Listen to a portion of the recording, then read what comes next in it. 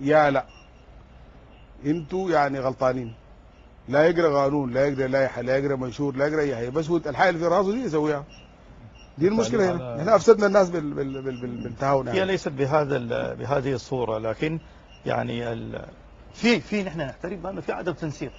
نعم. والنتيجه ان احنا موجودين هسه الان في عدم تنسيق، في قرار اتخذ يعني قد يكون له انعكاساته خلاف يعني مثلا ما تفاح امريكا بس، هي بتدي في جهات ثانيه يفترض انها تكون على علم بالمساله دي، واذا كانت هي حظر لتفاح امريكي او اي سلعه من السلع الثانيه، يعني في جهات في الدوله هنا بتعرف كيف تخرج هذا القرار بما لا يؤثر على الاخوه المستوردين او الناس اللي كوميتد في المساله دي، ولا يؤثر كذلك على علاقاتنا سواء كانت سياسيه او علاقات دبلوماسيه او كده.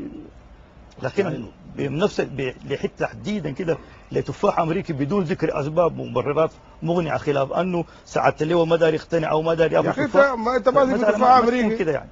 اي تفاح، اي تفاح ما امريكي تفاح يعني امريكا بتعبد فيها دي؟ ما بعبد في امريكا، ما تعبد فيها انت؟ لا ما بعبد يعني انت دول جبان ليس الا يعني انت اللي تفاح امريكي تفاح امريكي، وليكن تفاح امريكي يا اخي.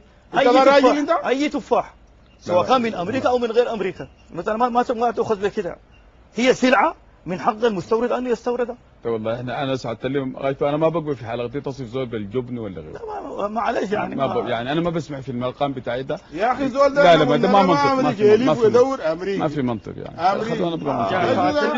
ساعة النقاش نحن بكل اريحيه. يا اخي نحن كلمناه قلنا لك تفاح من غير مصدر منشأ، يليف يجي امريكي ما ممكن يا اخي نحن خذ على خصومنا كلام يبقى زي ناس الجرايد.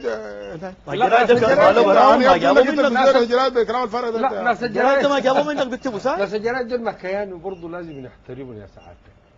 نحن ما منظمات مجتمع مدني، يعني انتم كان بتشاورون يعني في اشنو ناس الجمارك يتجاهلوا الغرف التجاريه واتحاد اصحاب العمل. احنا قاعدين مع ناسك مرتين يا اخي، انا بتكلم معاك باللاوندي، بتكلم معاك بالعربي، الليله قاعدين مع ناسك دي. الناس اللي بنقعد معاهم ده يجي شنو؟ لا ما ناسي. ما